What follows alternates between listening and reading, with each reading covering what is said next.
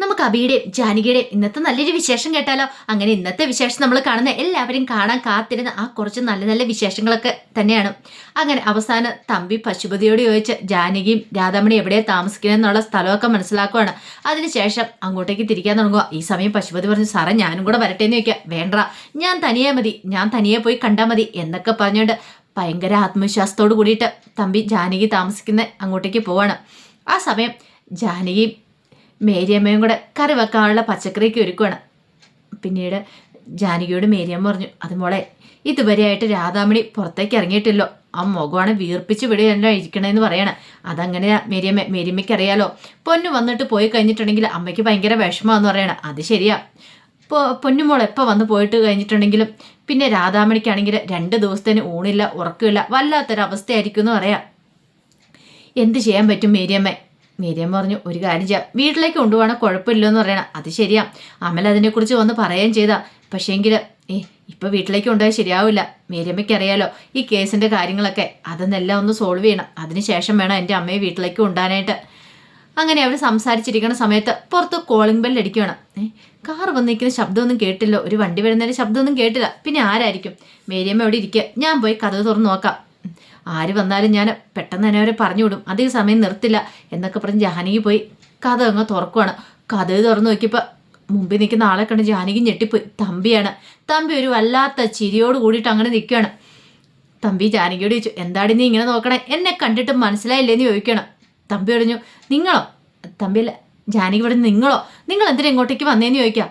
എടി എനിക്ക് വരാതിരിക്കാൻ പറ്റില്ലോ, അതുകൊണ്ട് വന്നാ. എന്തിയേ? ആ രാധാമണി വരച്ചിൽ എന്തിയേ? നീ എവിടെയോ ഒളിപ്പിച്ചു വെച്ചിരിക്കുന്നേ, അവരൊന്ന് കാണാൻ വേണ്ടി വന്നാന്ന് പറയണം. ഇത് കേട്ടപ്പോൾ ജാനകി പറഞ്ഞു, മര്യാദയ്ക്ക് പൊയ്ക്കോണം എന്ന് പറഞ്ഞിട്ട് അയാളെ തടയാൻ ശ്രമിക്കുവാണ്.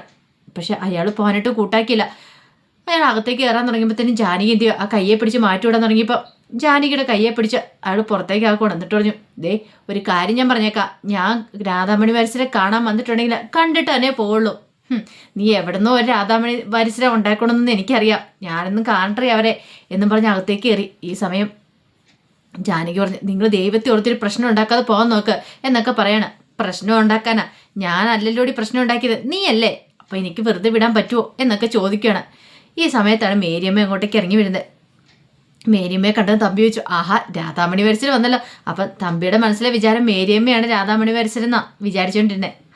കൊള്ളാലോ, എൻ്റെ ദൈവമേ നിനക്ക് നാണമുണ്ടോ സ്ത്രീ എന്നൊക്കെ തമ്പി ചോദിക്കുകയാണ്. തേടെ മേരിയമ്മയൊന്നും മിണ്ടിയില്ല. അല്ല, ചട്ടയും മുണ്ടുമൊക്കെ എടുത്തിട്ട് എൻ്റെ അമ്മയാൻ പ്രായമുണ്ട്, എന്നിട്ട് നിങ്ങളെ ഞാൻ പീഡിപ്പിച്ചു പോലും, നിങ്ങളെ എവിടെ വെച്ചാൽ ഞാൻ പീഡിപ്പിച്ചതെന്നൊക്കെ ചോദിക്കുകയാണ്. ഈ സമയം മേരിയമ്മയൊന്ന് നോക്കി തമ്പിയെ, എന്നിട്ട് പറഞ്ഞു, നാണമില്ലാതെ ഇറങ്ങി തിരിച്ചിരിക്കുന്നു, നിങ്ങൾക്ക് പൈസ ആയിരിക്കും വേണ്ടല്ലേ, അതുകൊണ്ടായിരിക്കും ജാനകിയുടെ അബിയുടെ ഒപ്പം ചേർന്ന് എന്നെ ചതിക്കാനായിട്ട് കൂട്ടുന്നത്.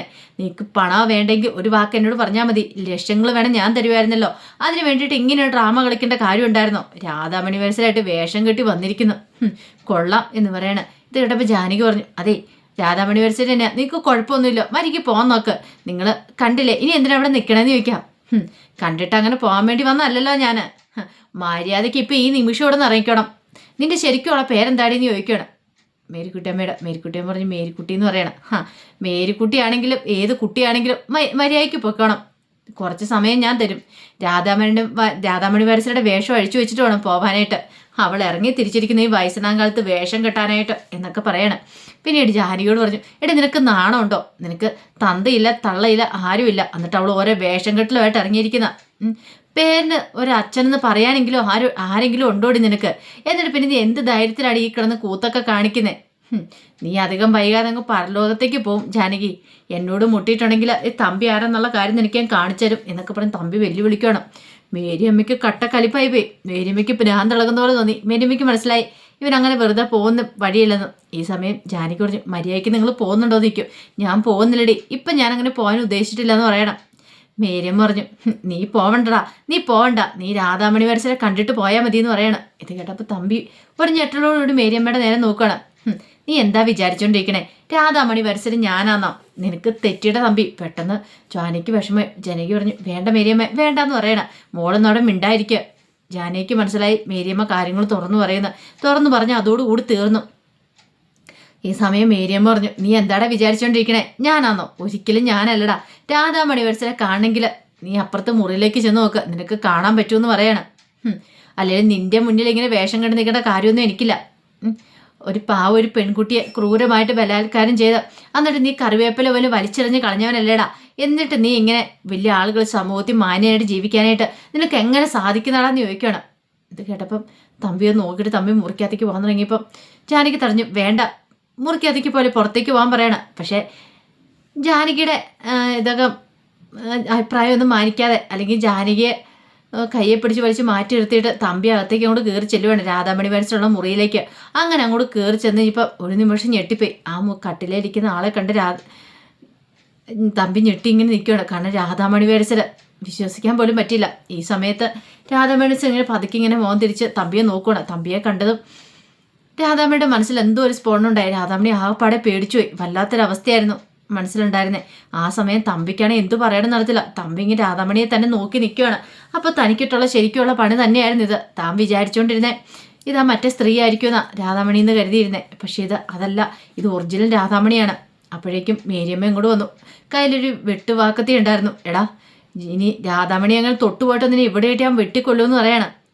കണ്ടല്ലോ നീ രാധാമണി ആരാ എന്താന്നൊക്കെ. എടാ, വർഷങ്ങൾക്ക് മുമ്പ് നീ പിച്ച് ചെയ്തത് അവരെ ഇരിക്കുന്ന ഇരിപ്പ് കണ്ടോ. പിന്നീട് രാധാമണിയോട് പറഞ്ഞു, രാധാമണി എഴുന്നേറ്റിട്ട് ഇവൻ്റെ മുഖം അടച്ച് ഒറ്റയാണം കൂടെ വെച്ചു കൊടുക്കുക. ഈ ദുഷ്ടൻ്റെ ഇവനെ വലിച്ചു കീറുക ചെയ്യണ്ടേ. ശരിക്കും പറഞ്ഞാൽ നിന്റെ ജീവിതം ഇത്രയും കാലം ഇവൻ നശിപ്പിച്ചാണല്ലേ. അപ്പം ഇവനെ വെറുതെ വിടലെന്ന് പറയണം. ഇത് കേട്ടപ്പോൾ തമ്പി ഒന്നും മിണ്ടിയില്ല. പിന്നീട് രാധാമണി പതുക്കെ കട്ടിലേന്ന് എഴുന്നേൽക്കുവാണ്. രാധാമണി പേടിച്ചു പോയിട്ടുണ്ടായിരുന്നു. പിന്നീട് നേരെ ഹാളിലേക്ക് ഓടുവാണ്. ആ സമയം തമ്പിയോട് മേരിക്കുട്ടിയെ പറഞ്ഞ്, കണ്ടില്ലടാ പാവം അവള് എത്ര വർഷമായെന്നറിയാമെന്ന് ചോദിക്കുകയാണ്. നീ സന്തോഷിക്കേണ്ട, നിനക്കുട്ടുള്ള പണിയായിട്ടാ ജാനകി ഇറങ്ങി തിരിച്ചിരിക്കുന്നു പറയണം. പിന്നീട് ഹാളിലേക്ക് അങ്ങോട്ട് ചെന്ന് കഴിയുമ്പോഴത്തേനും ജാനകിയുടെ അടുത്തേക്ക് ഓടിച്ചെന്ന് ജാനകിനെ കെട്ടിപ്പിടിക്കുകയാണ് രാധാമണി. ജാനകിക്ക് മനസ്സിലായി. ജാനകി പെട്ടെന്ന് രാധാമണിയോട് പറഞ്ഞു, അമ്മ പേടിക്കൊന്നും വേണ്ട കേട്ടോ, ഞങ്ങളെല്ലാവരും ഓടിയില്ലേ, അമ്മ പേടിക്കൊന്നും വേണ്ട, വിഷമിക്കൊന്നും വേണമെന്ന് പറഞ്ഞ് രാധാമണിയെ ചേർത്ത് പിടിക്കുകയാണ്. ആ സമയം തമ്പിയോട് മേരിക്കുട്ടിയൻ പറഞ്ഞു, എടാ നീ കാണടാ, നീ കാണ്, നീ എന്താ പറഞ്ഞുകൊണ്ടിരുന്നേ. രാധാമണി എന്ന് പറയുന്ന സ്ത്രീ ഇല്ലാന്നൊക്കെ, പക്ഷെ ഇപ്പം മനസ്സിലായില്ല ഉണ്ടോ ഇല്ലെന്നൊക്കെ. നീ ക്രൂരമായിട്ട് നശിപ്പിച്ച് കളഞ്ഞാൽ നിന്റെ മുഖത്ത് നോക്കിയാൽ തന്നെ അറിയാൻ പറ്റൂടാ. നിന്റെ ആ ഞെട്ടലും ഭാവം പ്രകടനങ്ങളൊക്കെ കണ്ടിട്ടുണ്ടെങ്കിൽ വ്യക്തമായിട്ട് അറിയാൻ കഴിയുമെന്ന് പറയണം. അങ്ങനെ എന്ത് ചെയ്യണം, തമ്പി അങ്ങോട്ട് പോകാൻ തുടങ്ങിയപ്പോഴത്തേനും മേരിക്കുട്ടിയൻ വിളിച്ചു, അങ്ങനെ നീ അങ്ങോട്ട് പോകാൻ വരട്ടെ. നിന്റെ സ്വഭാവത്തെക്കുറിച്ച് എനിക്ക് നന്നായിട്ടറിയാം. നീ ചിലപ്പോൾ പോയിട്ട് ആളെയും കൂട്ടി വരും ഇങ്ങോട്ട്, ഗുണ്ടുകളെയും കൂട്ടി രാധാമണിയെ ഇല്ലാതാക്കാനായിട്ട്. അതിന് നീ തുനിയണ്ടെന്ന് പറയണം. പിന്നെ നീ മുമ്പ് അധിക്ഷേപിച്ചില്ലേ, അച്ഛനില്ല അമ്മയില്ല അനാഥയാ, നിനക്ക് പേരിനെങ്കിലും പറയാൻ തന്തയുണ്ടോന്നൊക്കെ ചോദിച്ചില്ലേ. ഉണ്ടറാ, പേരിന് പറയാനും അല്ലാതെയൊക്കെ ആയിട്ടുണ്ട് ജാനകിക്ക്. അതാരാന്നറിയാവോ, എൻ്റെ മുന്നിൽ നിൽക്കുന്ന നീയാന്ന് പറയണം. ഒരു നിമിഷം തമ്പി ഒരു ഞെട്ടലോട് കൂടിയിട്ട് മേരിക്കുട്ടിയമ്മയെ നോക്കണം. നിനക്ക് മനസ്സിലായില്ലല്ലേ, നീ ക്രൂരമായിട്ട് പീഡിപ്പിച്ച് കഴിഞ്ഞപ്പം രാധാമണി പ്രഗ്നൻ്റായി. ആ ഇതിലുള്ള കുട്ടിയാണ് ആ നിൽക്കുന്ന ജാനകി. അവള് സ്വന്തം മോള, നിന്റെ സ്വന്തം ചോരയാന്ന് പറയണം. രാധാമണി പ്രസവിച്ച നിന്റെ സ്വന്തം ചോര. ഒരു നിമിഷം എന്ത് ചെയ്യണം, താൻ കേട്ടത് സത്യമാണോ അതോ വിദ്യയാണോ എന്നറിയത്തില്ലാതെ ഞെട്ടിത്തെറിച്ച അന്താളിപ്പോട് നിൽക്കുകയാണ് തമ്പിക്കൊരു മറുപടിയും പറയാനില്ല. ഈ സമയം ഒരു നിമിഷം ആലോചിച്ചിട്ട് ജാനകി പറഞ്ഞു, നിങ്ങൾക്കൊന്ന് പോയിക്കൂടെയെന്ന് ചോദിക്കണം. അപ്പോഴേക്കും മേരിക്കുട്ടിയൻ പറഞ്ഞു, മോളെ അവനങ്ങനെ പെട്ടെന്ന് പോകാൻ പറ്റുമോ, അവൻ ലോക്കായി പോയതുപോലെയല്ലേ നിൽക്കുന്നേ. എടാ, നിനക്ക് ഇത്തിരിയെങ്കിലും നാണം ഉണ്ടോടാ, നിന്റെ സ്വന്തം ചോര അവള്. ഇനി നീ അവളെ ഇല്ലാതാക്കാനിട്ട് വരുമോ?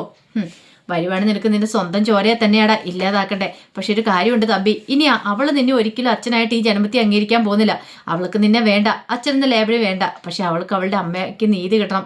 അതിന് വേണ്ടിയിട്ടാ തമ്പി അവള് പോരാടുന്നേ. അല്ലാതെ നിന്നോടൊപ്പം നിന്റെ ആ കൊട്ടാരത്തിൽ സൂചിച്ച് ജീവിക്കാന്നൊരു സന്തോഷത്തോട്ടൊന്നും അല്ല ജാനകി ഇത് വെളിച്ചത്ത് കൊണ്ടുവരാൻ ശ്രമിക്കുന്നേ. നിനക്കിട്ട് പണി കിട്ടണം. ഇത്രയും കാലം അവളുടെ അമ്മ അനുഭവിച്ച വേദന എന്താണെന്ന് നീ അറിയണം തമ്പി, അതിനു വേണ്ടിയിട്ടാന്ന് പറയണം.